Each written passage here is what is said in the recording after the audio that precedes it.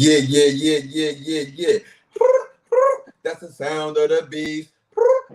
That's the sound of the police. You already know, man. It's your boy, Hype Fan Eagle, representing the Philadelphia Eagles by way of New Jersey. You already know, man. Shout out to my first time viewers. Shout out to my last time viewers. Shout out to the people that's viewing this video, whether religiously or in passing. You already know, man. Hey, if you haven't yet, for all my Twitter people, man, subscribe to my YouTube channel at Hype Fan Eagle 1. You already know, man. And for those who you know what I mean? I got my guy right here, Young Jersey. You know what I mean? Please follow his Twitter page at young underscore Jers 973, I aka already know. the Hype Fan Jers himself, man. You already know, man. Please, man, make sure y'all go check out the merch. You know what I'm saying? Got some real good, comfortable sweat sets. You already know. Listen, I got way more in the tuck. You know what I mean? I'm gonna show y'all more photos of the clothing that I do have, but for right now, this is what I have. You know what I mean? This is what I have. This is all the pictures right now. Some good, comfortable, polyester material sweat set. You know what I mean? I got the Kobe Bryant joint. You know what I mean? Come check out the merch, man. Come check out the merch at hypewave91.com, man. Hypewave91.com, man. Also, I got some stuff, man. I got the Hype Wave Eagle hats. I got the jackets as well, man. Make sure y'all support. Make sure y'all support. You feel what I'm saying? What's going on, Young Jers? What's going on, baby? Same old, same old. Just Drew trying to get Johnson, ready. what it is, baby? What it is? What it What's is? up, Drew? What's going on, man? Shout out to Drew Johnson, man. You know what I mean? He is a loyal supporter.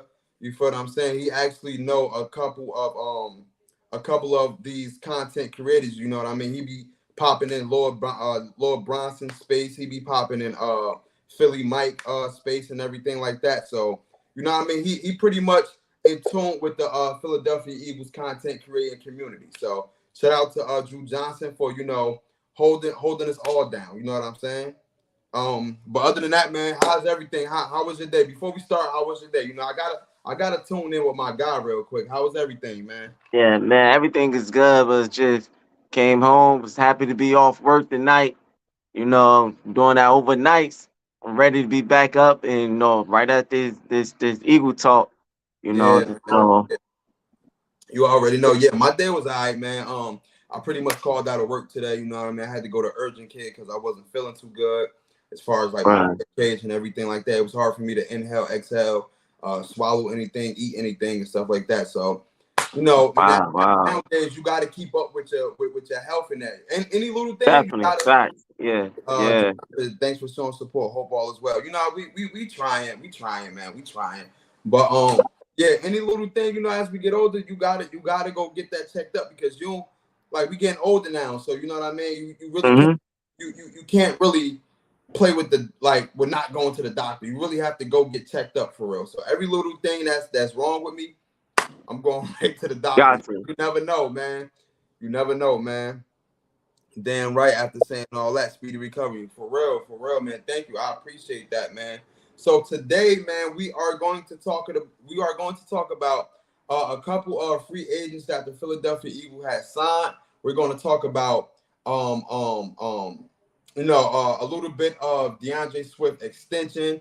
We're going to talk about the upcoming schedule that is scheduled to be released Hmm. tomorrow, May 11th. We're going to talk about the strength of schedule. We're going to talk about just a few things, you know what I mean, that's going on in the Eagles news and Hmm. everything like that. So please stay tuned in. Make sure y'all watch. Make sure y'all tune in. Let's get right to it, man. So as me and you both did, we did our research pretty much on a couple of free agents that the Philadelphia Eagles have signed. Yeah. Yeah. Have participated in a rookie mini camp. I think that was what, May 5th or something like that, the rookie mini Yeah. camp. Yeah. Yeah. So I think it was held between May 5th through May 7th. And so we pretty much drafted, not drafted, we pretty much signed non-undrafted free agents, So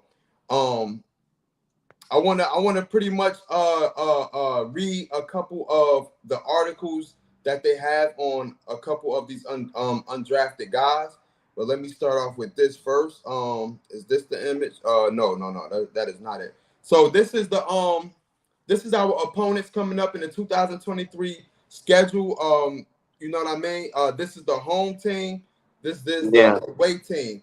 But when you look at the away team, You feel me? We pretty much don't have to travel that far when you look at it. When you look at the New York Giants, the Washington Commanders, the Dallas Cowboys, the who else is close? The New York Jets. Yeah, Out of those teams, they're pretty much right there. I mean, Philadelphia to LA is really not a long flight at all. You know what I mean?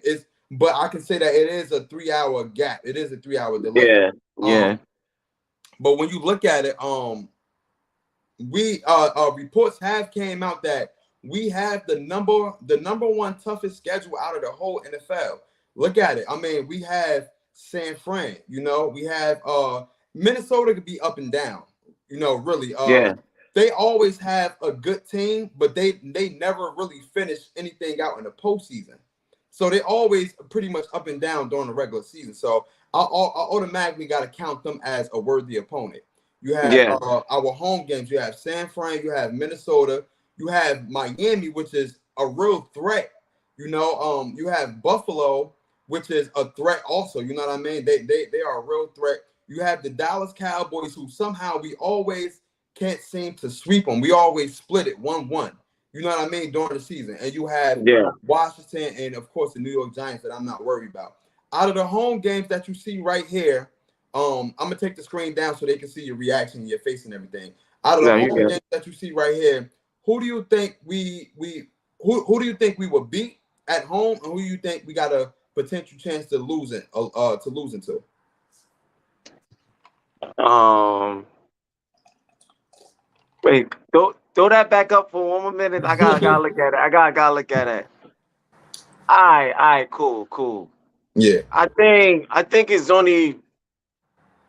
I think it's only real for like three for sure that we could intentionally lose if we don't come and actually, and I feel like it's more into I feel like there's more to the defense side to actually be on the A game with.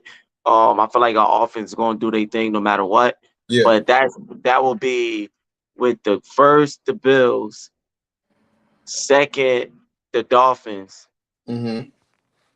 third it will be upsided between the. It will only depends on what San Fran do with their quarterback. Yeah. Only depends on how they whatever moves they make with the quarterback. Whoever we're going to Yeah, start, because is he going to it's actually reportedly that Brock Purdy, not to cut you off, it's reported that do that? Brock Purdy might not even play next season. You know what I mean? So Yeah. because his arm injury, so moving forward with that, they got, like you said, they got to get their quarterback situation. Yeah. So it's all depends on how they quarterback going to play for them. They quarterback come in and play real well and play up to the game, then I would say 49ers. But since they having that little situation, I will put the Cowboys could potentially, between the Cowboys. I like how the Giants doing, but like you said, we always splitting it with the Cowboys. So Mm-hmm. they have an attention if we don't come with our A game to be it. But the two for sure would be definitely the Bills and the Bills between the Bills and the Dolphins. Like that's So how I out of the feel. home games, you think that okay, so what's your percentage on both of those teams? Like who do you think that we might, it might be a guarantee L, or it might be like, okay, we got a chance as I far as would lean more. I would lean more into the Bills just because of on both sides of the field they have it, and mainly because of the Dolphins. I feel like the Dolphins is the second threat only because I'm not sure what was heard about their quarterback position too. I know it's more solidified than the San Fran, but I know they still having somewhat of issues dealing with injuries, dealing with, you know, actually seeing what they're gonna do in that quarterback position. Because they was pretty good in that position last season, but they had some situations in there. yeah. So that's why I would say I would put the Bills over the Dolphins only because of that. But if Yeah. their quarterback will be for sure, Mm-hmm. it could be the same way. Like, so Yeah. but Yeah. I would edge it a little bit with the Bills. Yeah.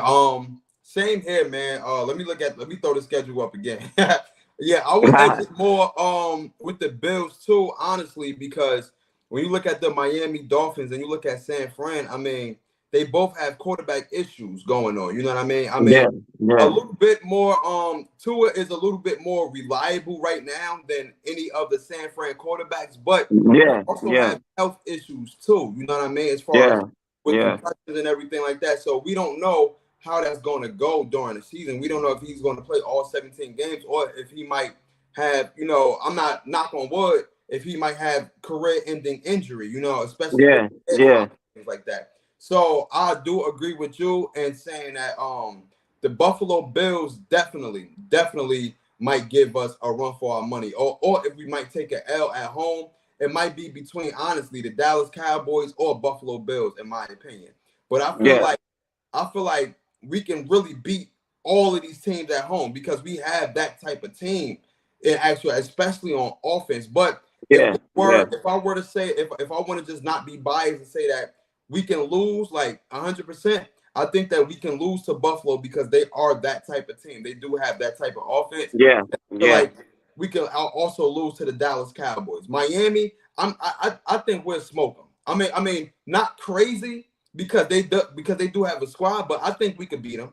And San Yeah, Fran, I already yeah, know we could beat them, so I'm not really worried about nobody else but the Dallas Cowboys and the Buffalo Bills. yeah, The yeah, away teams. So I'm not going to do the Cowboys, Washington, and Giants because we already know what that's going to be. The away teams. Now the away schedule looks way more harder than the home schedule. You have yeah, yeah. you have the Kansas City Chiefs. You have hold on. We have a couple of comments. Let's get to them. My boy Drew Johnson said the Jets will be good. Seattle will be a problem too. That's a fact. You know what I mean? Yeah, yeah, That's a fact. Shout out to my son Tiger Tiger. He said, "Oh my God, hype fan is speaking fact." You already know. So yeah, the Kansas City Chiefs, the Jets, the Patriots. You always gotta. I think we could beat them, but it's Bill Belichick. You never know what he got up under his sleeve. exactly. You have the Yeah, LA Rams, who is under a rebuild mode, but at the same time, they are a year away from being Super Bowl champions. You know what I mean? A year or two away from being Super Bowl champions. So yeah, they already yeah. got that under their belt. And then you have up and coming and emerging Seattle Seahawks.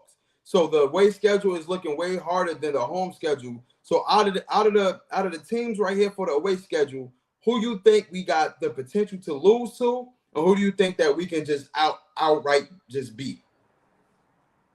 Um, I mean, the potential to lose to is already is already a for sure answer right there. That's the Chiefs. So you already know that's a game that you really gotta come in, and that's gonna be the rematch game between us when we play them. So yeah, the Patrick Mahomes is gonna be solidified as number one threat.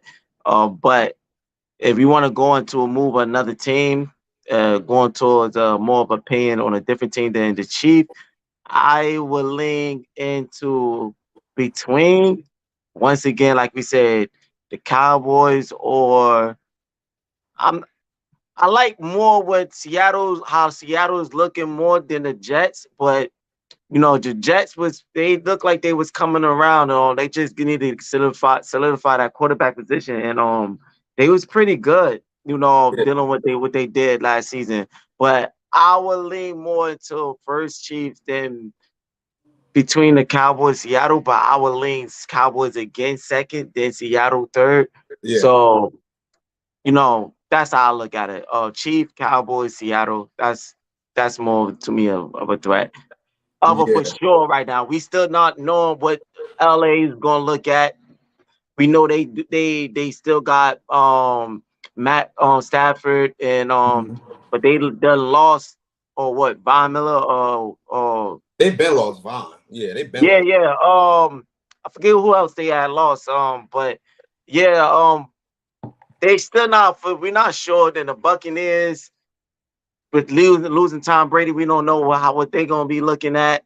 Yeah, Then you going the Patriots. I get it with Bill Belichick, but can you trust in what's his name? What they call him? The quarterback oh, Jones. oh, Jones. Mac Jones. Yeah, Mac Jones. Yeah, can you Buns. really We ain't trust? worried about him. Buns. Yeah, yeah. So yeah, to me, is Chief. I was edge Cowboys second, then Seattle third in that away game. Drew said, only KC. The Jets defense is really good. Seattle is still a little sus on defense. Their offense will be nasty. That is a fact. Um, Yeah, yeah, for me, I would say the Jets really upgraded, especially on offense. So you know what I mean?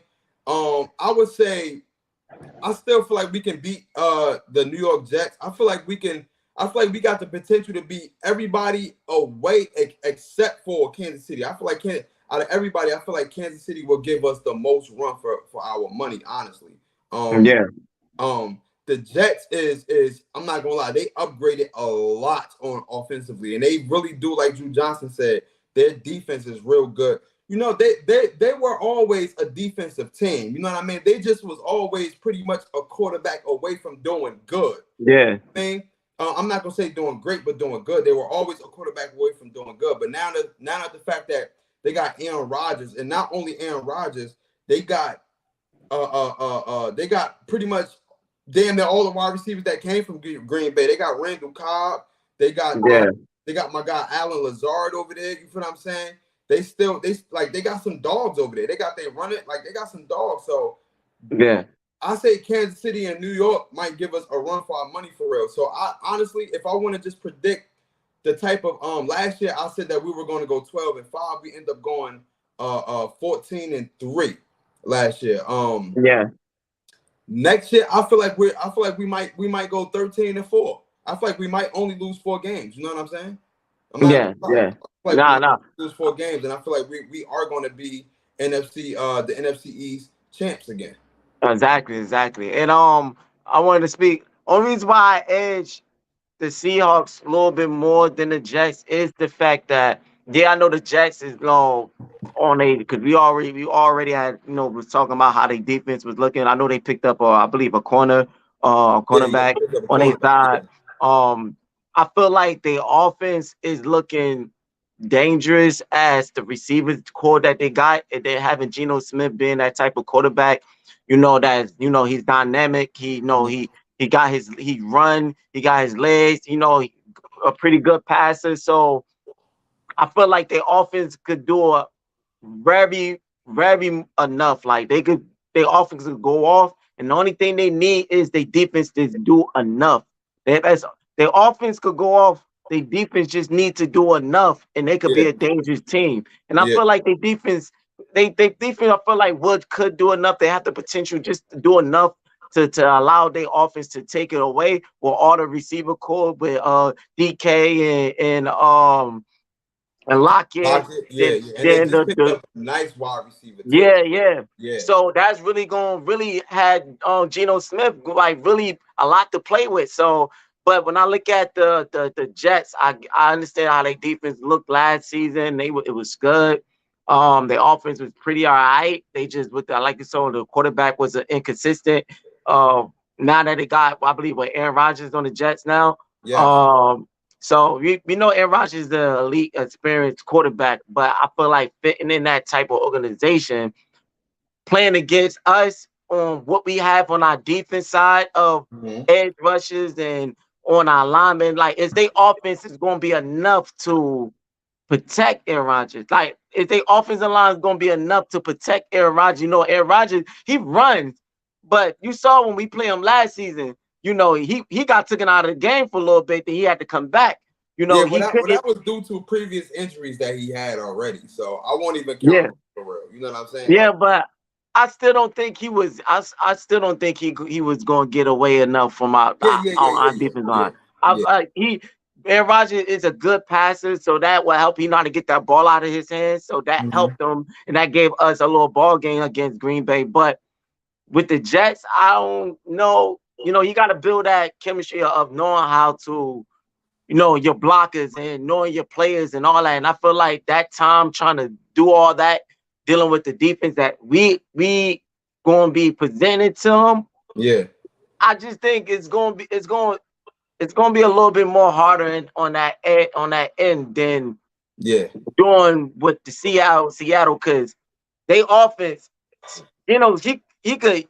It's gonna be hard to get to Geno. Like Yeah, the he thing does that. is though, like with you know what I mean, and I'm glad you referenced the as far as like our defense, because I pretty much want to talk later on Yeah, during this broadcast, during this stream.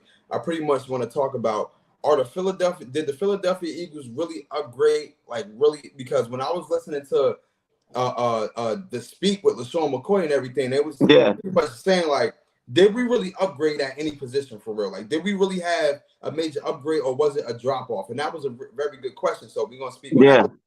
But yeah, Geno Smith, we got to see him do that another year, because yeah, yeah. it was actually the first year out of his whole career that he was really balling like that. You know what I I'm saying? feel you. I We feel you. always had expectations coming out of college, but last year was just like, like it was hard for a lot of us to believe that he was balling like that. So we have to see it again, and that's why I understand when people say, "Oh, we have to see it again from Jalen Hurts." Y'all want to put him as the number 2 quarterback behind Patrick Mahomes, but I have to see it again. So I Yeah, understand when yeah, people say that, because I also yeah, have those concerns, being the fact that's my quarterback, but yeah, it's no yeah. bias over here. I got to keep it a bean. I have to see it again from Exactly, Jalen Hurts to exactly. Yeah, solidify him at that number 2 spot behind Patrick Mahomes. You know what I'm saying? So yeah. you can go ahead and finish. Yeah, nah, yeah, nah. I definitely agree with you saying, but I still feel like it's, even though we got to see it again, we still saying that we saw it before. Yeah, So it's still something there with that, dealing with him on the Seattle, with him being on the Seahawks.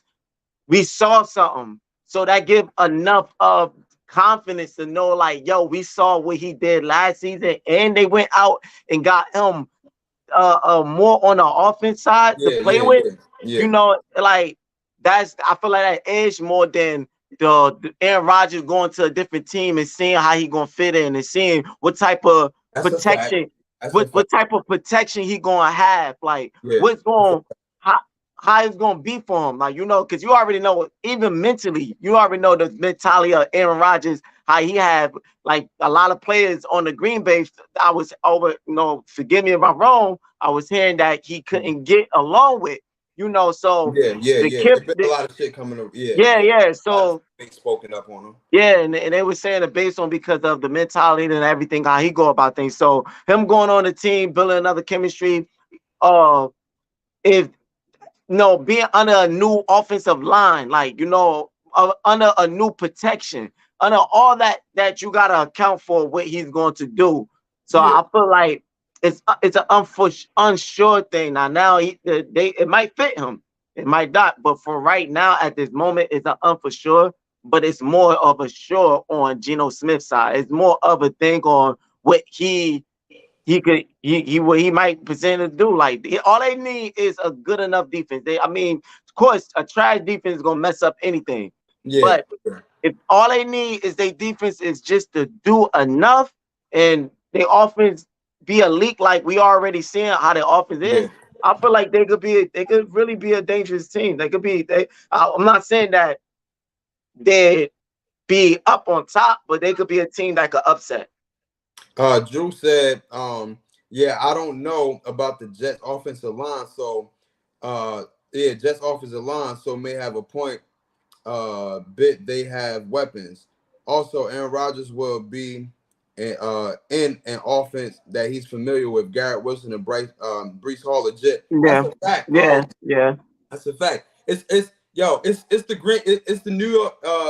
It's the New York Packers, bro. yeah, Just like we yeah, the Philadelphia Bulldogs, because we drafted all of them Georgia yeah, guys. yeah, It's the yeah, New York Packers, bro. That's what it is for real. You know what I'm saying? They pretty much brought them some dogs over there from Green Bay. So yeah, yeah, to sum up everything, man, I do feel like the Jets will give us a problem. I do feel like we will end up winning that game. I feel like we yeah, will end up winning the Seattle game, but I feel like both teams will end up being a problem, because we do have the number 1 toughest schedule in the league by far. You know what yeah, I'm saying? So, yeah, and both of those teams definitely upgraded expeditiously on the offensive yeah, side. You know yeah, what I'm saying? With that being said, let's talk about the non free agents that we actually signed. You know what I mean? We had signed non-undrafted free agents. Let me go to the article right here. Is this the article? No, this is. I apologize. I'm just skipping through right now. Let me go to the article right here. Okay. It says the 2000. Listen, it's going to be lengthy, and I'm gonna have to read it. So just bear with me, y'all. The 2023 regular season schedule won't be released. So basically, my bad. I'm sorry. This is about the schedule right here. So I apologize. Let me read this, and then I'm gonna get to the non-undrafted free agents. The 2023 regular season schedule won't be released in full until Thursday at 8 p.m. But the league is releasing selected matchups here and there. And included in the early announcement is juicy NFC East battle. It says the Eagles will host the New York Giants on Monday, December 25th at 4:30 p.m. at Lincoln Financial Field on Fox. That's right, Christmas Day against the New York Giants in a game that most certainly will be some bearing in a division that hasn't had a repeat winner since, wait for it, the 2001/04 Eagles win in 4 consecutive seasons. So we will be playing them. And Trell, listen, I know it's gonna be Christmas. I know we got kids and everything, but bro, we have to go. Like we can celebrate Christmas early with the kids, but this we don't get Christmas gifts. Yeah, exactly. You know what I'm saying? So that'll be a gift to ourselves. Like we have to get ourselves. Yes, bro. We have to, and it's going to be at the link, so it's going to be closer to you a little bit. It's still like an hour or like 40 minutes away from you, but it's still going to be closer to you. It's going to be closer to me. It's on Christmas, and this is going to be the gift to ourselves. You know what I'm saying? You already know. It says I'm gonna read this whole thing, y'all. Philadelphia is 93-88 and 2 ties against the Giants all time, and the Eagles are 16-6 against New York and South Philadelphia, including the NFC divisional playoff game winning on January 21st, 2023, a 38-7 victory. I was there. The Giants are looking to build on last season playoff appearance under second-year head coach Brian Daboll, who led New York to 11 wins in its first preseason trip since the 2016 season. The Giants secured quarterback Daniel Jones to a long-term contract and placed the franchise tag on running back Saquon Barkley before selecting cornerback Dante Banks in the first round of the 2023. All right, so this is all about the Giants. Yeah. All right, so cool. So this was one of the games that, pretty much their schedule is going to be released tomorrow, but this is one of the games that they released early that we're playing on Christmas Day at 4:30 p.m. So I just want to let the people know who haven't saw us that we are playing on Christmas. We are playing the Giants, and pardon me for burping. I'm gonna really try to attend this game. You know what I'm saying? During this game, for whoever viewing this, if you see me, if you see Hype Fan Eagle 1, or if you see Hype Fan Jers, we will have merch. Some we may give away for free. Some may cost that little check, but you know what I'm saying? We will have merch though, so you can check us. We will have a huge banner. You know what I mean? We're going to try to tailgate, get there early. We're going to have a huge banner that say Hype Talk. You know what I'm saying? It's going to have our pictures on it. I'm going to make that happen. Then y'all can come over. Y'all can kick it with us. You know what I mean? I want to try to get at least one of y'all a free ticket to join us or whatever like that. So it's going to be works in the making. Trust me, man. This is a whole movement right here. You know what I mean? So we about to get into a couple of undrafted free agents that we have signed over the past week.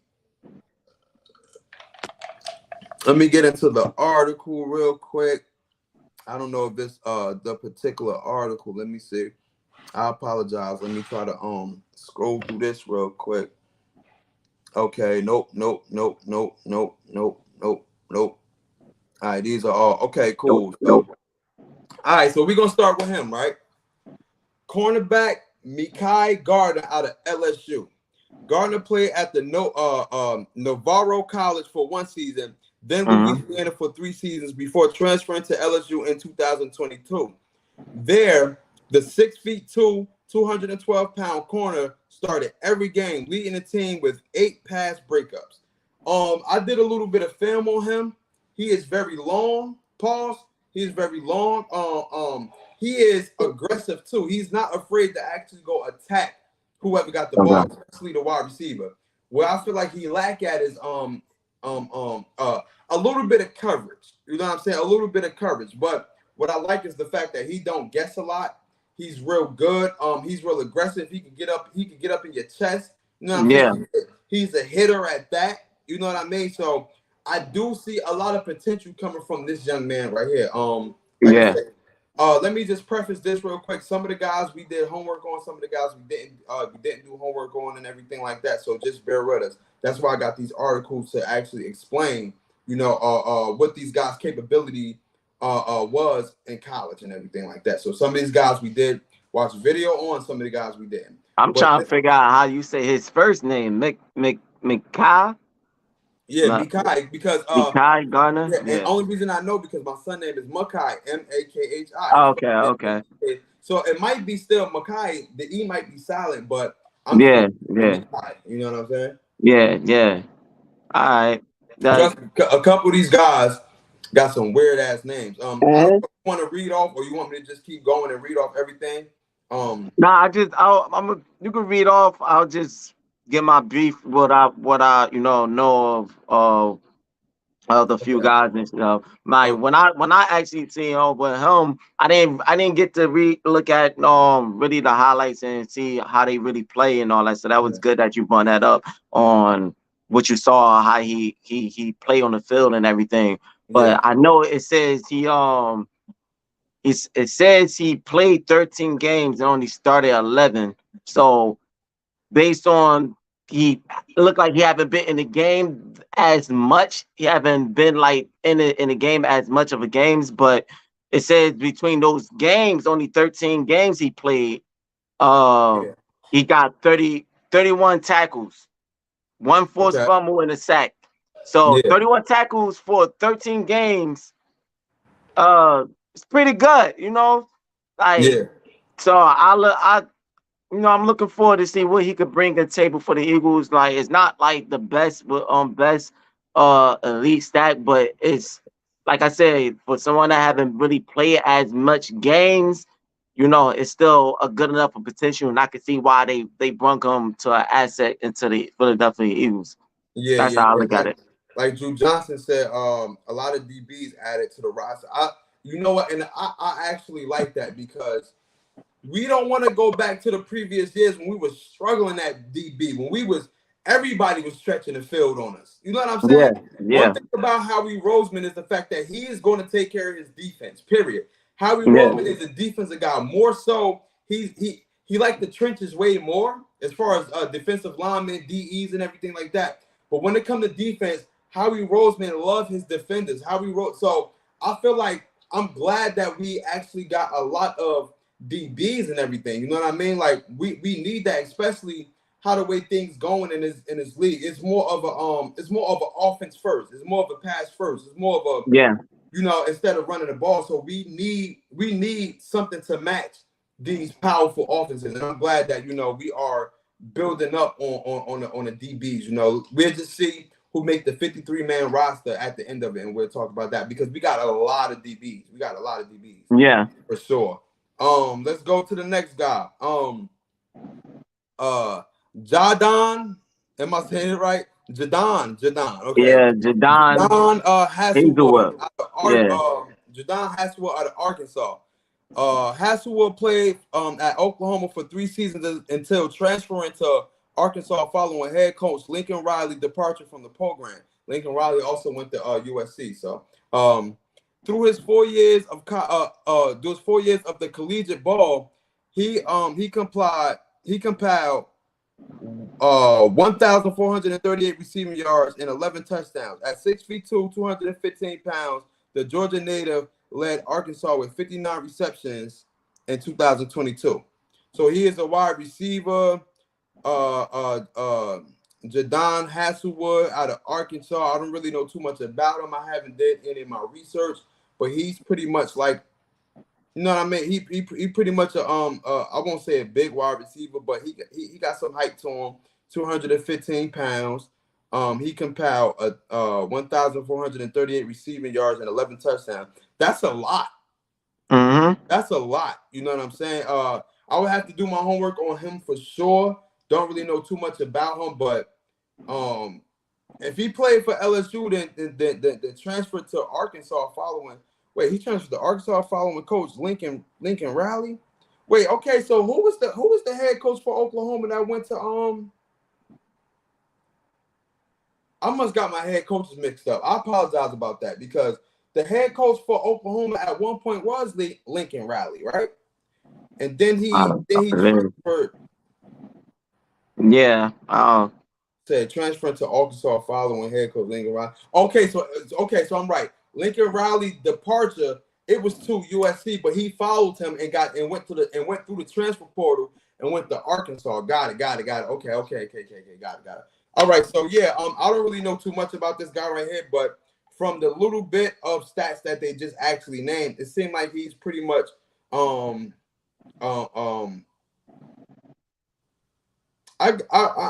know. I don't know. His stats look good. 11 touchdowns for basically 1,400 plus yards. You know what I'm saying? So his stats look good. 59 receptions isn't a lot of receptions at all, though. Yeah. And that's what I'm saying. For him to not have a lot of receptions, but have 1,400 plus yards, 11 touchdowns, and he's 6'2", that is good. Yeah. You know, that is good. Let's go to the next.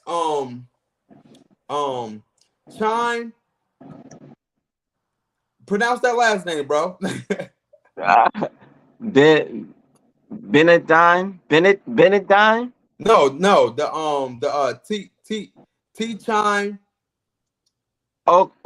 Yeah.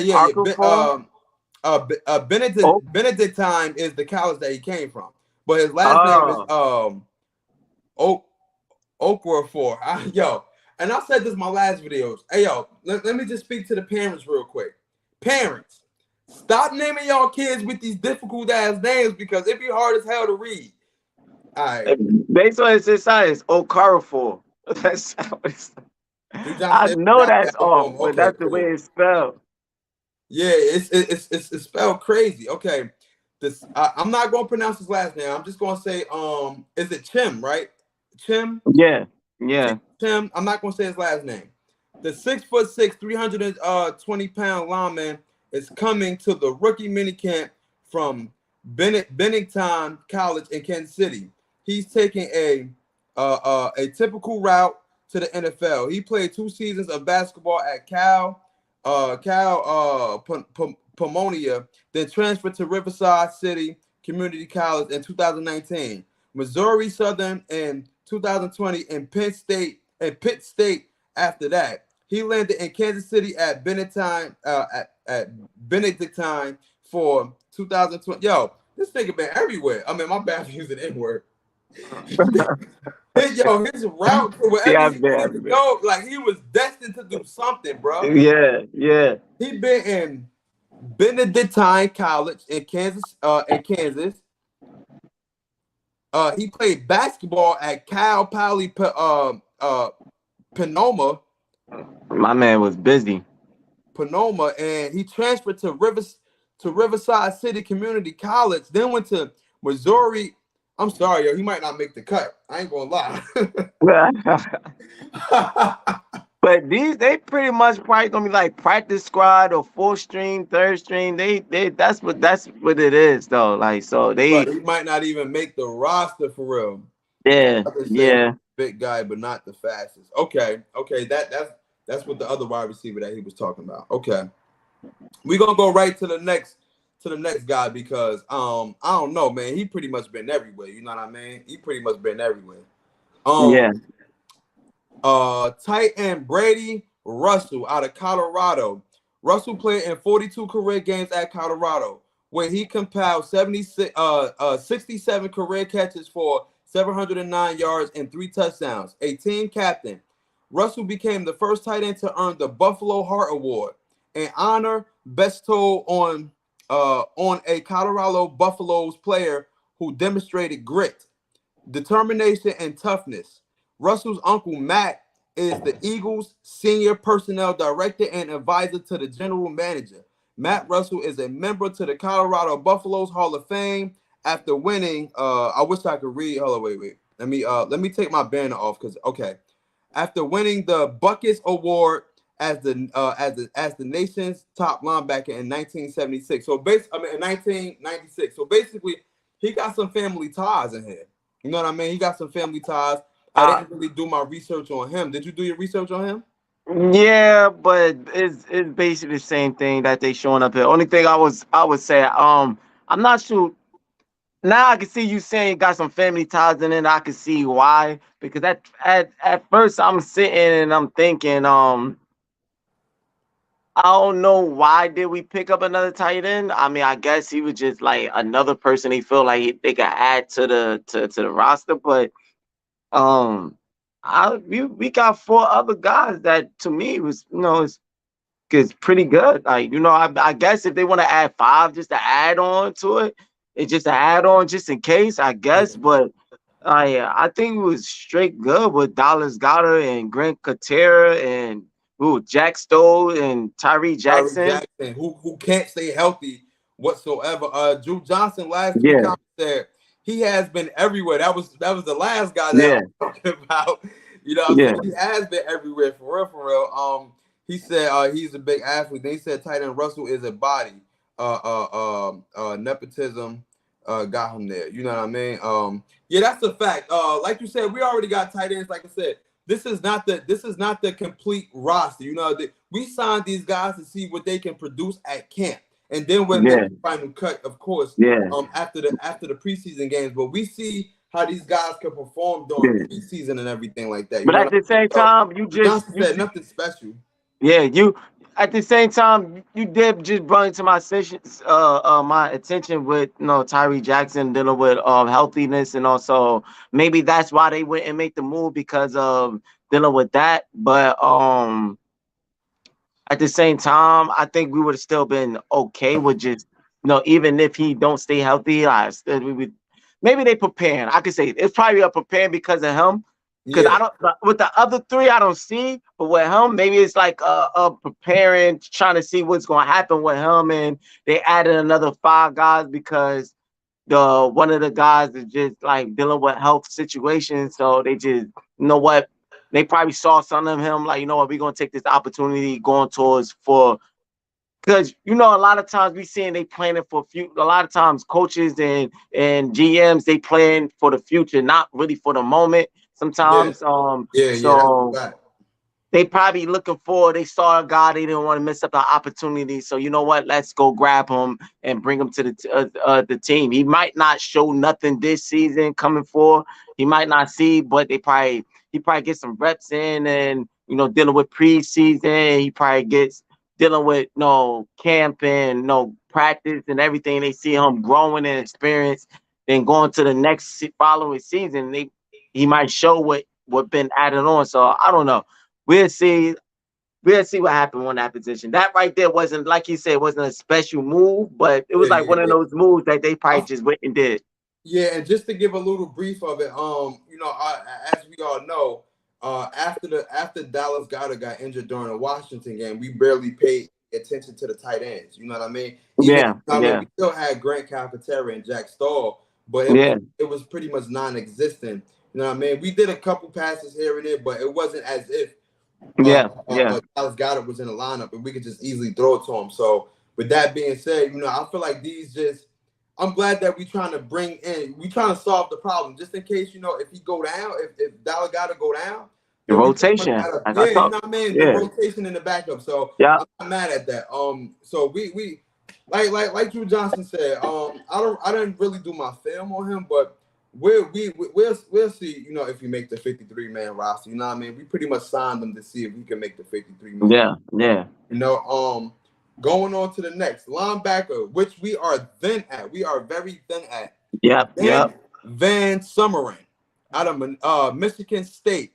Summerlin. Okay, I said his name right. Linebacker Ben Van Sumeren out of Michigan State. Van Sumeren has been a Michigan football lifer throughout his playing career. He's from Bay City. That's where he won the Player of the Year honors as a senior in high school after settling after setting the state record of 85 receptions, 1,259 yards, and 12 touchdowns. He played on both sides of the ball, taking snaps at quarterback, wide receiver, tight end, linebacker. Damn! You see that? He played both sides of the ball, taking snaps at quarterback, wide receiver, tight end, and lineman. That boy did it all. Yeah, yeah. He logged the number one SPAR record. Am I saying it right? SPAR? Because I don't know how to pronounce it with the Q at the end. SPAR score, a cumulative athletic rating in the country among tight ends. Damn. Number 10 overall at the Nike's opening camp. Collegiately, he played 3 seasons at Michigan, moving to defensive side of the ball primarily in 2020. Before transferring to Michigan State for the 2021 and the 2022 season, in his final season, he played 11 games with 10 starts, finishing third on the team with 81 tackles. So every time, let me tell you about this story right here. I need y'all to just read this story as I'm talking. Wait, hold up. Let me take a sip of this because this is the Hype Talk. Make sure y'all subscribe, share this. You know what I'm saying? Because Hype Talk isn't quick. This is lengthy, and this is what we do the Hype Talk for, to actually have real discussions and everything like that. Maybe some jokes. It may be, you know what I'm saying? It may be, it's going to be everything in one. You know what I mean? It's not just a quick opinion or a 10-minute video. No.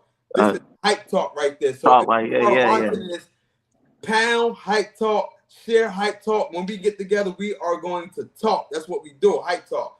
So let's get this straight, right? Drew said Dan Arnold on the roster. Goddard has been hurt every year. Cockatiel had flashes, but not much. Could because of coaching, but 13 personnel would help with a proven guy like Dan Arnold. Dan Arnold. I heard a lot about Dan Arnold.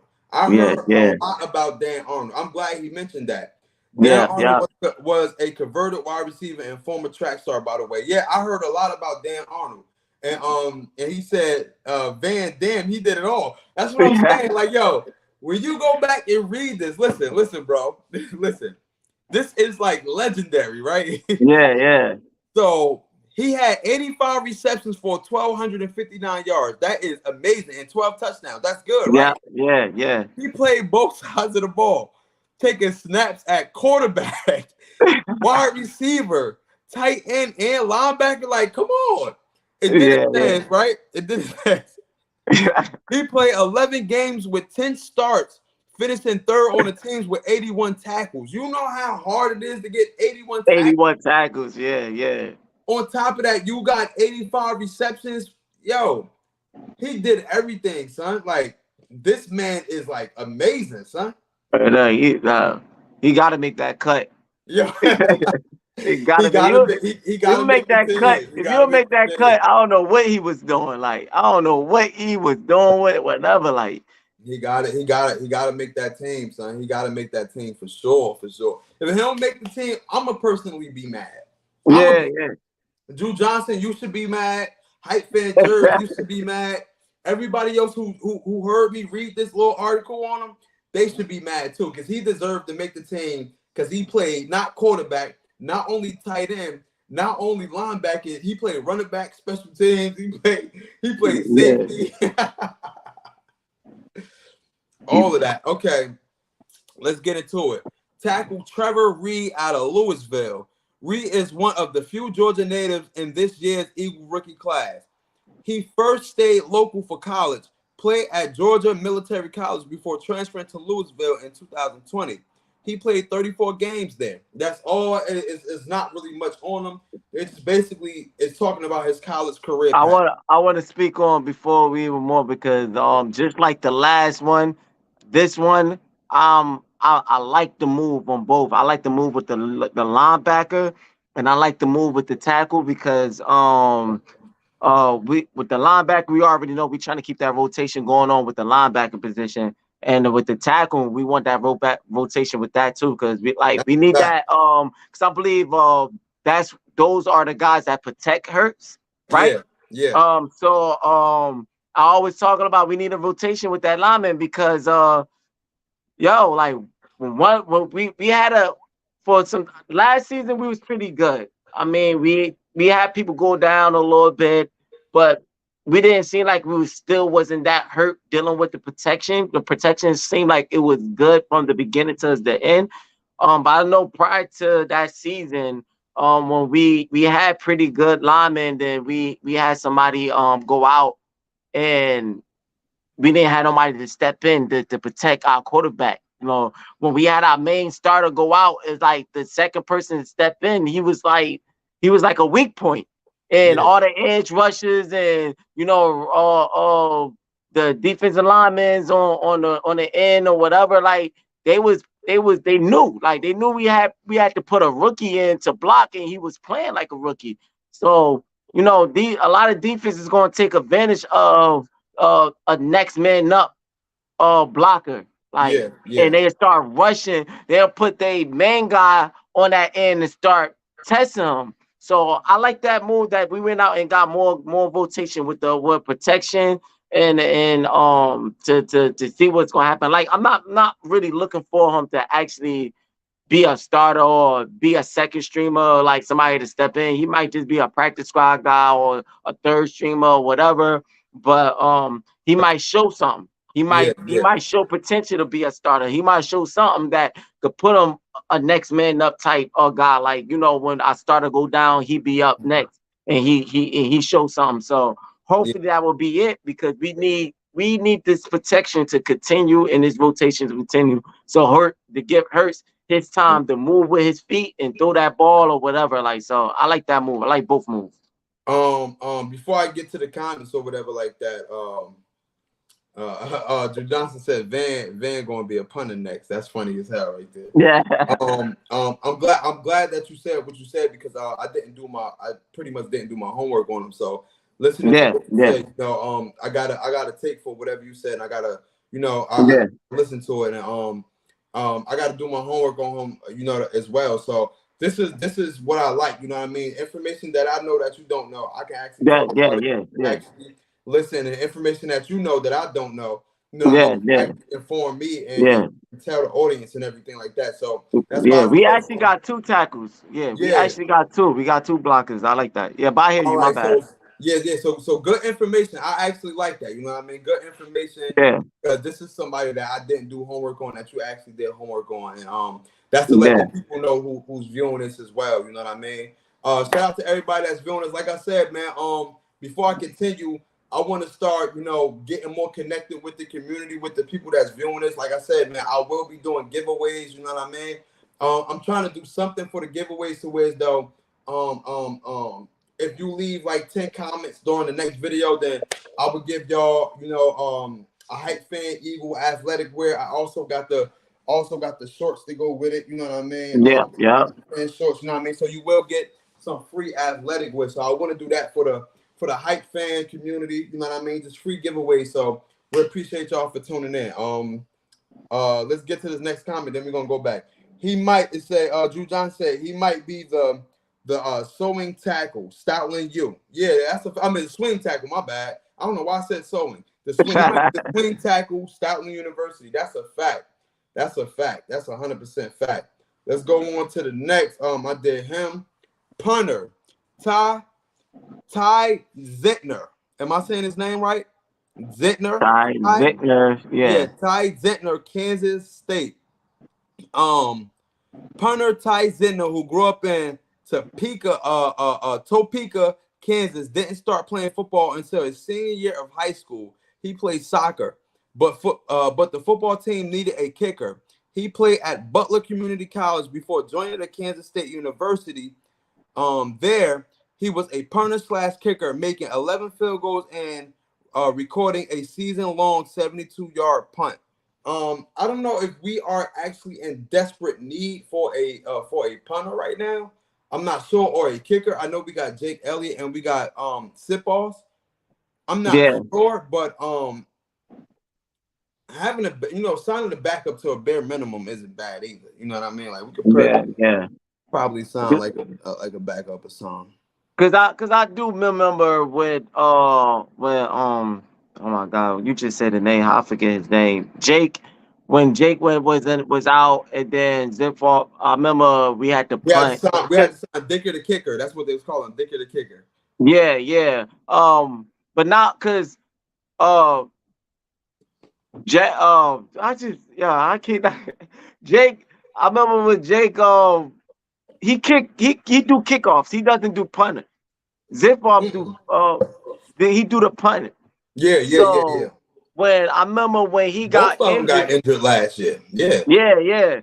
But and he got injured, so we really couldn't do so much dealing with the punter side, like So I get why they went to make the move because of what happened with that when he punted the ball, but the punt got blocked and he tried to go and try to tackle, and his little ass got he got hurt. He got injured because he tried to tackle, which understands. Punt. That's why punters need to get their weight up, because sometimes stuff happens like that. Sometimes they're gonna have to play defense. They're gonna have to expect the unexpected. They're gonna have to expect, they punt get blocked or something just happened that's off, and they're gonna have to tackle or they're gonna have to make plays. So I hope that. I feel like how these punters be looking, these kickers looking, is like when everybody in the weight room, they just be sitting there, just be drinking, sipping frozen drinks or something. Like they just be sitting back, like everybody working out. Bad games. Hell yes, he had bad games, man. Yeah. Right. But I just feel like that's what happened. So I just feel like they wouldn't make that move because of what happened last season, him being injured, and so they want to make sure we have an extra guy dealing with that. Mainly the punter. Situation. I'm not mad at that at all. Actually, I actually like that. You know what I'm saying? I'm not mad at that at all. Matter of fact, hey, Drew Johnson, if you on Twitter or anything, if you got my Twitter at at Hype Eagle 1, you're gonna be the first person who I send something free to. Send me your information or whatever like that. I will ship it to you. I will send you all the information, all the shipping stuff like that, and I will send you something for free. I will actually send you multiple colors of these so you can pick from something, and I will send you something for free. You'll get the Hype Wave shorts and a Hype Wave shirt, both athletic wear, and also you can wear it outside during your spare time and stuff like that. You know what I mean? Send me your information. I will send you the shipping. Send me your shipping information. I will send you the tracking number and everything like that. And you could, I'll ship that package right to you. You know what I mean?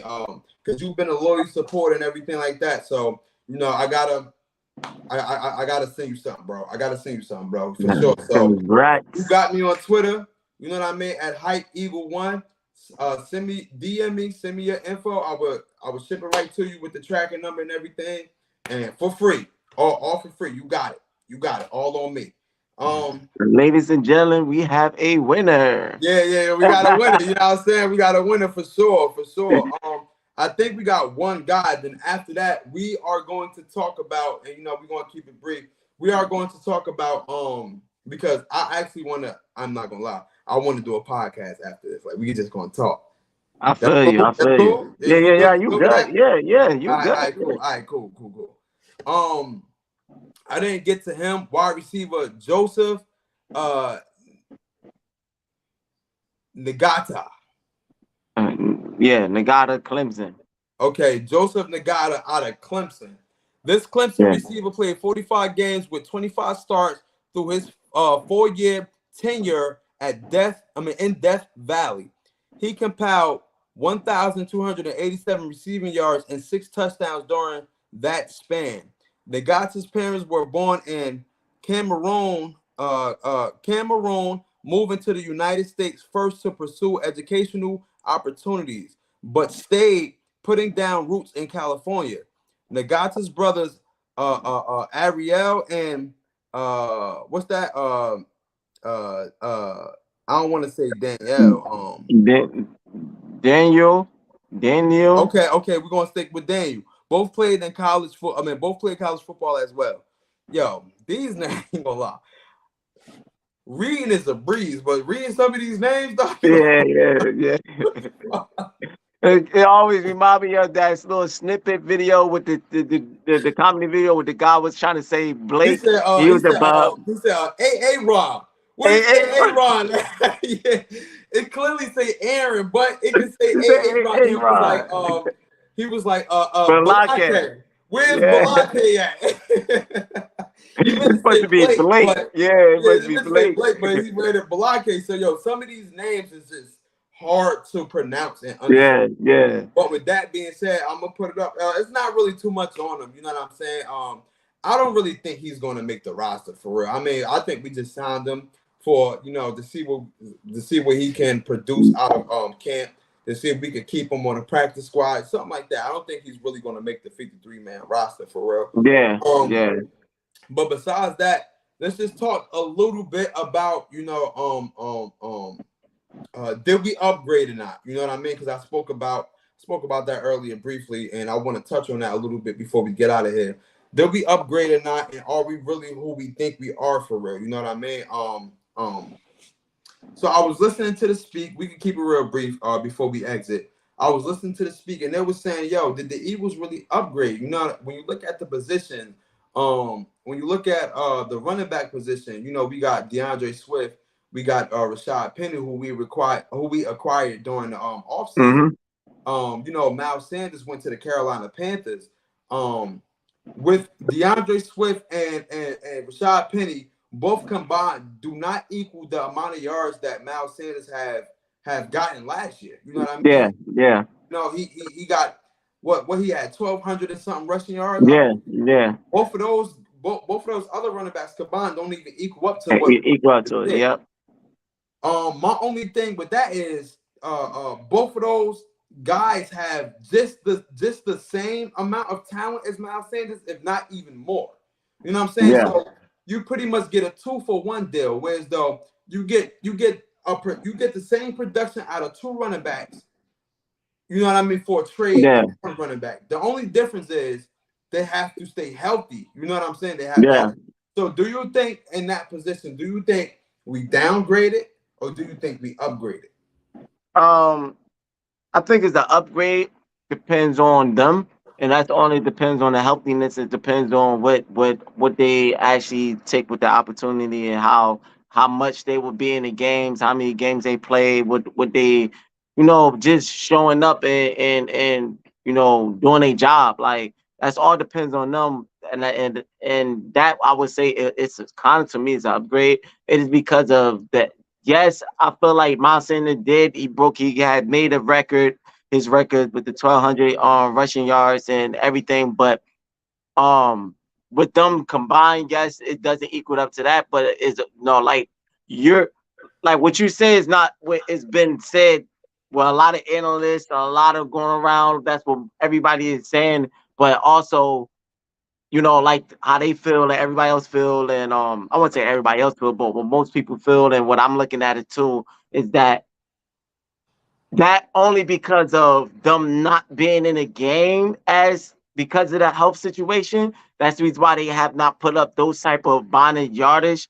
And but if they stay in a game and they stay healthy, I feel like they could actually do more damage than what Miles Sanders done. Only because only because of the type of running backs that they are and what we need. They are more. I feel like what been said that it's more of a skill asset, like how hard they run, and they like Swift. He's a hard runner, but he also elusive at the same time.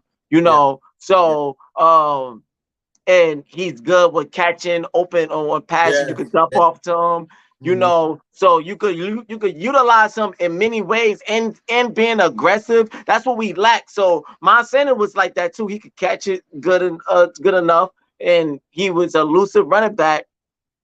But he lacked the aggressive in the past game. So I do agree with what you say. He could I probably know. That's what I said, and that's why I said a lot enough. We didn't, like you said, we didn't utilize him in that much. But I saw sometimes we dumped it off to him when we needed to, and he picked up a good enough yardage of that. But what I'm saying, like overall, he does it with that, and he's elusive. But versus somebody that could do that and elusive and run aggressive, and that's what we lack. So now we picked up a skilled asset that we've been lacking was aggressive running back for all these years. So I feel like adding Swift to that, if he could stay healthy, we'll be more dangerous than what we had in Miles Sanders. That's just how I look. Yeah, And then vice versa with Rashawn Penny, the same way.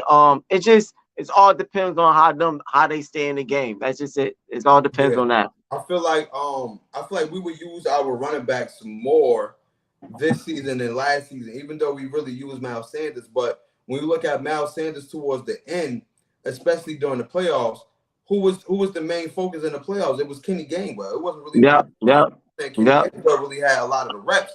But I feel like with Sean Desai, I mean, my bad, not Sean Desai. That's the defensive coordinator. My bad. The offensive Um, coordinator who pretty much know Jalen Hurts and everything like that. I keep forgetting. Johnson. Yeah, Brian Johnson. Brian Yeah, Johnson. yeah. I was thinking of Drew Johnson. That's how I was thinking of Drew Johnson. Hey, yo, shout out to Drew Johnson. Yo, he might be the coordinator, yo. But I was thinking of Brian Johnson and everything. He might end up using these running backs to their full advantage. You know what I'm saying? Yeah, I don't feel like it's a loss. Actually, I feel like it's an upgrade. You know what I'm saying? yeah, Because when you look at DeAndre Swift and his career and during the NFL, he may not have the same amount of yardage as a Miles Sanders, but he also got a lot of those yards without a mobile quarterback. Miles Sanders had to do that with a mobile quarterback because Jalen Hurts was the distraction for a Miles Sanders hmm, in the 1,200 yards. You know what I'm saying? yeah, yeah, DeAndre Swift, I feel like he's more elusive and he's more of a power back. Now, when you look at a guy like Rashad Penny, he's more of a Derrick Henry type, like pretty much Drew Johnson alluded to. He pretty much like a Derrick Henry type. He could run downhill. He could be a little bit elusive, but he got that speed too. You know what I'm saying? So yeah, I yeah, feel like you yeah, get 2-for-1 deal. You trade one good running back for two good running backs. They just gotta stay healthy. You know what I'm saying? yeah, And on yeah, top of that, we do have a Kenneth Gainwell and a Boston Scott, and a Trey Sermon. So I feel like our running back room is way more deeper and way more better than it was prior. You know what I'm saying? As Drew Johnson said, I will take the job. That's a fact. Go take that job, baby. Go take that job. Just a couple of other positions. We pretty much lost both of our safeties, Marcus Epps and CJ Gardner-Johnson. In replacement to that, we have, Reed Blankenship, aka as Lord Bronson say, Reed Battleship, and we have the Edmonds guy. We also brought in a couple of other pieces, Sidney Brown. You know what I mean? We drafted him during this draft. hmm, Have I don't know if Greedy Williams can actually play the safety spot, but let's just say he might. You know what I mean? He got potential to play it. You know what I'm saying? So did we either gain or at that spot or we lost at that spot? Let me go first. I feel like honestly, I feel like we may have lost at that spot because Reed Blankenship is this is year two. You know what I mean? It yeah, wasn't like he was yeah, the starter during year yeah, one. He pretty much came in when CJ Gardner went down. You know what I'm saying? So yeah, I don't know. We still got a lot to see from Reed Blankenship. We do have the Edmonds guy from the Steelers. He more of a box safety. I like the fact that he is a box safety. So I do have high hopes in him, being the fact that he can play in a box like a CJ Gardner. You know what I mean? Or Marcus Epps played in the box sometime too. So yeah, I don't know yeah, about his coverage skills like that. I mean, AJ Brown pretty much cooked him. You feel what I'm saying? So I pretty much this is how I feel about Edmonds. I feel like he pretty much a way better box safety than a coverage safety. So if we can use him for a strong safety playing a box, that's also good. But anybody else, I'm not too really sure of. I feel like we pretty much lost at the safety position. What you think? Nah, I agree with you. And to be honest, that's what been the only position that been talked about that we're probably the lowest in every other position in dealing with because I feel like every position we picked up really good key players, whatever you can name on a blocker, wide receiver, course quarterback, running back, uh uh tight ends, cornerbacks, linebackers, defensive linemen. We picked up really good players of trust in and all that, but I feel like on the secondary, that's what been talked about is what we picked up people in the secondary, we picked up people in the safety position, but those people we like Yeah, it ain't really like really reliable for real. Yeah, yeah, reliable. yeah. Like we covered it, but we gotta. Those are people we really gotta see what they gonna do. Yeah, yeah, So yeah, yeah. I want to say that it's a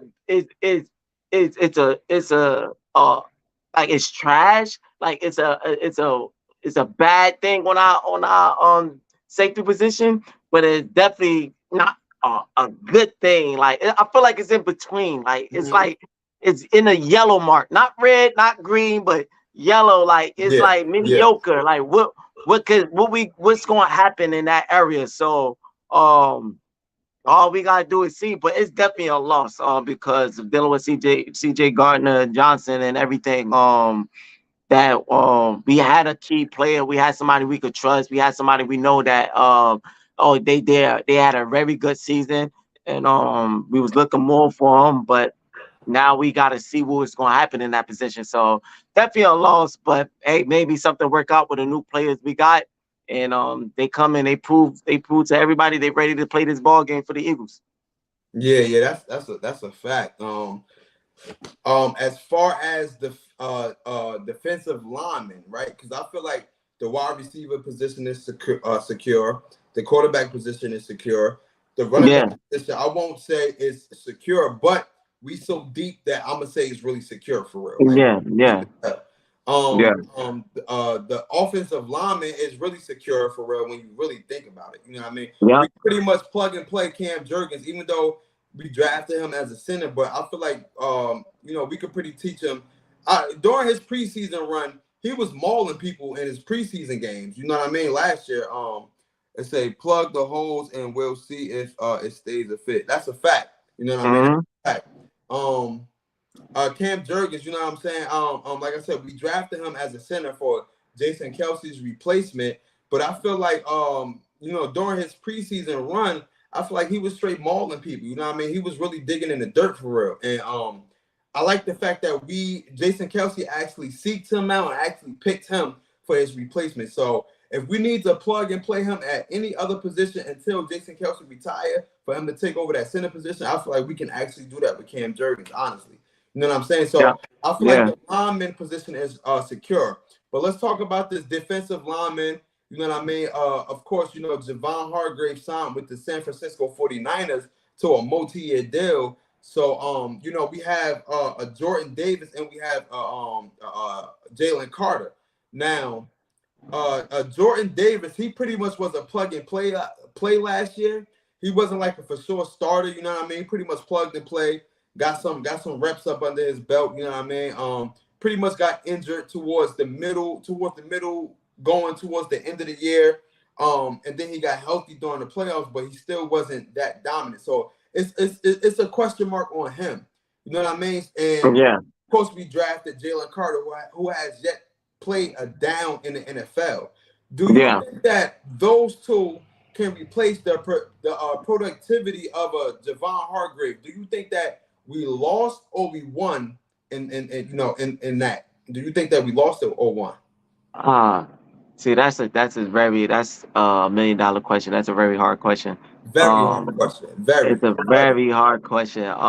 But You want me to go first or you got it? no, I could go. I would say not that much, but I would say a little edge too. We lost in Yeah. that area. I would edge it just a little bit that we lost in that area because of what Hargrave did, what he was, the momentum, the what he set, the table he set, the asset that he set. Well, everybody we already had with Sweat, with Reddick, with Brandon Grams and Fletcher Mhm.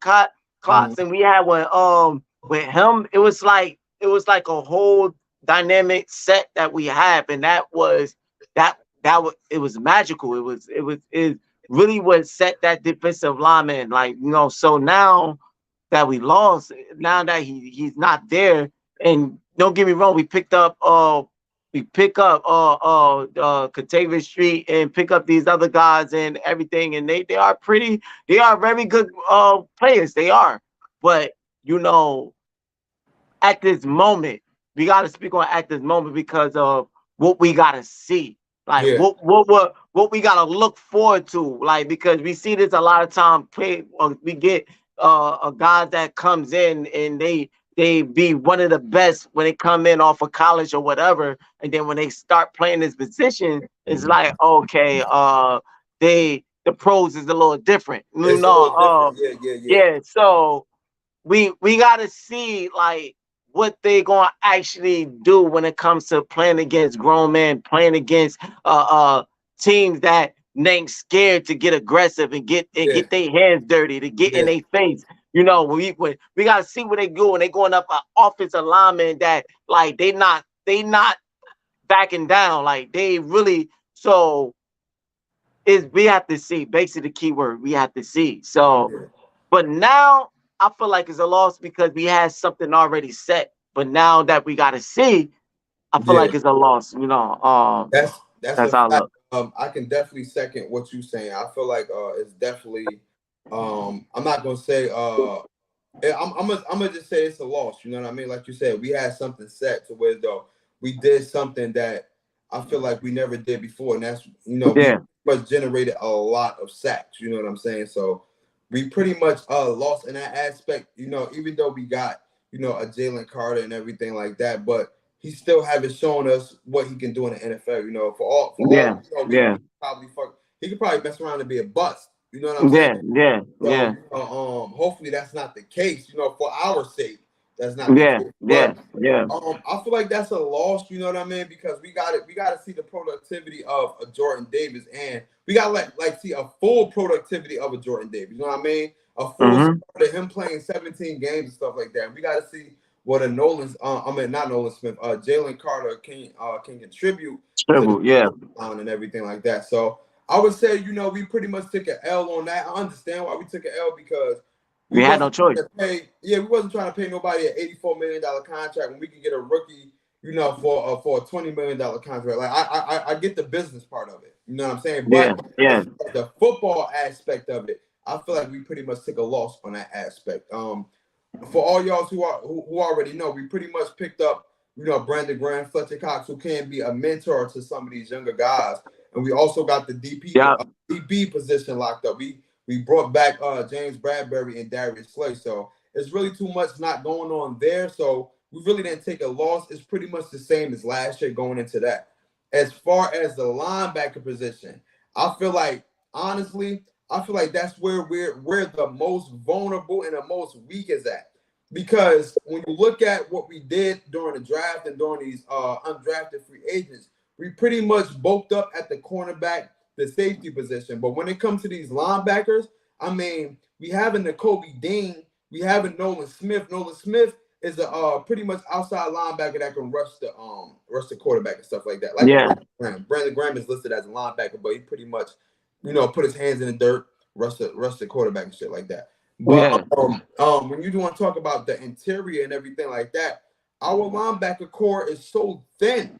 It's so thin. You know what I mean? We have a Nakobe Dean who was projected high during last year's draft. We drafted him late in the draft, and although he had a little bit of playing time, we saw the potential that he may have. You know what I mean in the league. It's yeah, the fact yeah, that he hasn't played 17 games. He haven't played 17 games, so we don't know what he's capable of for real. We can yeah, only go off yeah, of expectations and what we saw during the previous year. So that's not even solidified for real.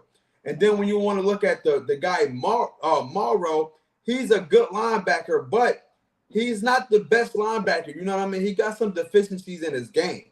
yeah, When you want to talk about coverage, a little bit as far as lateral movement, he don't have that, but he is a very good linebacker. So I feel like the areas that we got strong in as far as defensive linemen, we kept the outside DBs the same, and we bulked up on the safeties. I feel like that overall right there is pretty much a cover up for what we lack in in the linebacker position. And I feel like we definitely took a loss at the linebacker position because we lost a guy like Kaiser White who had 100 tackles. You know what I mean? We definitely lost TJ Edwards, who had 100 plus. You know what I mean? Led the team in Yeah, tackles. You know yeah. what I'm saying? So we definitely lost at that position. So do you think that we won at the linebacker position, or do you think that we lost? Before you Yeah. get to the point, Drew Johnson said, I don't think we would generate the sack numbers, but we may have more of a solid unit. I definitely agree with that part. You know what I mean? We definitely Yeah, got yeah, the future as a solid unit, yeah, but I don't yeah. think that might generate the same sack numbers. But what I said previously, you could go on with that. Yeah. Nah, I think I would be on the opposite side on this one. I really feel Mhm. like we kind of gain on this type of move. I feel like dealing with the blacks because like I always talk about for many seasons that was the main position that we lacked in for years of dealing with that linebacker position of Yeah, having athletic linebackers that know how to play downfield and upfield at the same time, know how to move their feet and read coverages and stick on these players and know how to rush these quarterbacks and run these runner quarterbacks and know how to rush these running backs and come up. yeah. I feel like that's what we mainly was lacking for many seasons, and for this season from last season, I wasn't really too impressed about the linebackers that we had in last. I wasn't too impressed so much with Last Kazir season, White and Kazir White and Epps. I wasn't really I was like, more impressed at TJ Edwards than now. Kazir White, it was he yeah, was solid. He was yeah, I solid. get, Let me yeah, say that. yeah. Yeah, he was solid. Yeah, Yeah, I but give and I him that. feel like I understand what you talking about. Epps was, slightly better, but it was a lot of things that I felt like he can't, he have a hard time to play upfield. Like he Yeah, yeah, that's it, a fact too. Yeah, you yeah. know so I just feel like going out getting Nolan Smith and getting I feel like the other linebacker that we got before Nolan Smith. Morrow, they got Yeah, yeah, Morrow. yeah, yeah, yeah. Yeah, Um I feel like it was a move that was, can't really say a loss because I feel like we just trying to fill out and see who's going really play that position to the fullest. Like, yeah. I don't know so much about Morrow, but I know they went for them going out and getting Nolan Smith, that they like, oh, we see a guy that really had to have coming off a pretty good team dealing with defense, another Bulldog coming in, and we're gonna trust, we're gonna see. It's like, I feel like you can't say a loss when you don't really have. Like, that's how I look at it. Okay, yeah, yeah, yeah. I feel like you are trying to fill out. We are still trying to fill out that position. Yes, we had a person that was in the league versus somebody that's coming out of the league, coming into a league. Mhm, But we still filling that position. I can't say it's a loss. It's not a gain yet because we got to see what these players do. But it's mhm. not a loss either. That's how I feel about it. Yeah, yeah. That linebacker position just been rebuilding positions for a minute. Like, For a minute, yeah, yeah, for a yeah. minute. So I could agree with you on that last statement that you said, or that last part. It never was a concrete thing, yeah, as far yeah, as the past seasons. We always been trying to see who can actually play that position. It's the fact that TJ Edwards, he had to work his way up into being the guy that he is, and I still don't think that he's all that. Honestly, TJ Edwards, yeah, but he had to build this way up because I ain't gonna lie, the first 2 seasons he was trash. Last yeah. year he was good. I ain't gonna say he was great, but he was good for the Yeah, Eagles. I give you that. I give you that. John said Kazir was up and down. He definitely was up and down for sure. You know what I mean? But they actually played to our strength as far as the linebacker position. You know what I mean? They wasn't great, but they played how we needed them to play last year. Yeah, I mean, yeah, but could have been more. Of course, it could have been way better. You know what I mean? They could have been more of the linebackers that we wanted, but I feel like they played how we needed them to play last year. You know what I mean? yeah. But that's pretty much everything on the docket, man. Thank y'all for tuning in to the Hype Talk. We actually did an hour and 24 minutes. This was never done before. So yeah, broke a record. You know what I'm saying? We broke a record. Listen, thank y'all for tuning in. Thank y'all. Listen, man, we appreciate y'all for sure, man. Make sure y'all subscribe to the YouTube channel at Hype Fan Eagle One. You already know, man. Make sure y'all go follow my guy right here, man. You know what I mean? On Twitter at Young_Jers973, aka Mr. Hype fan Jers himself. You already know, man. Listen, man, we're gonna have merch. Actually, we got merch. You know what I mean? Just Yeah, visit yeah. everyone.com. Go check out the Eagles merch. I got the jackets and everything like that. Just go check that out, man. Thank y'all for tuning in. Drew Johnson, you already know what I said, man. If you got Twitter, DM me your information. I'll ship it right to you with the tracker number. And you'll get one of these. I actually got a black, a gray, a green, and I got this coffee color right here. But I will send you the pictures of the colors that I do have. I'll ship it right to you. Just send me your information, bro. You already know, man. Drew Johnson is the winner. You know what I mean? Congratulations to you. And yo, man, Trell, give me 5 minutes. If you want to take 5, you're going to see me right on Instagram Live, and I'm going to be right up there on Instagram Live. You feel what I'm saying? All right, word. So if you can go just like that, you know what I mean? Or if you need like a break, or if you want to go just like that, then. Yeah, give me 10 because I'm gonna munch on, so I ain't gonna lie, I ain't munch on what I came up with. Munching on something. God damn. Yo, let me tell y'all something. When we on the game, he be like, yo, man, I got to munch on something. We like it's never a time where every time I talk to this man, before we either start or when we in the middle of something, he be like, yo, man, I got to munch on something. His main priority is munching on. I got a hot metabolism, man. I gotta eat, man. I can go the whole stream. I can just go the whole, like when we playing the game Xbox, I can go the whole from the time we play all the way to the end. I ain't got to munch on nothing. But with this guy, it's a break in between of like, yo, man, I'm gonna get back on, but I ain't gonna get back on until 40 minutes later because I got to munch on something. He always got to munch on something, yo. I got to, man. I'm sorry, man. All right, so I'm gonna give you 10. So because I do want to watch this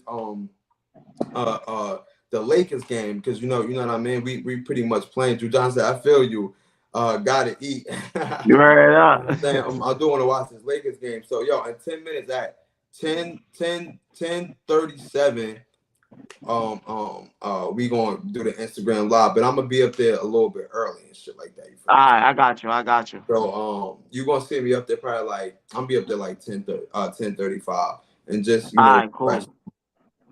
You know what I mean? Thank y'all for tuning in, man. It's your boy Hype Fan Eagle representing the Philadelphia Eagles by way of New Jersey. That's your boy Hype Fan Jerv representing the Philadelphia Eagles by way of New Jersey, even though he lives in PA, but that's my guy because he's closer and everything like that. You already know, man. Thank y'all for tuning in, man. It's your boy, man. Gang. We out of here. Bird call. That's pigeons. That's pigeons and shit. The pigeon call. Bird call. Oh, that's a hawk. I don't know the eagle call like that, but it is what it is. That's one of the things. You'd be like, yeah, all that shit. It is what it is.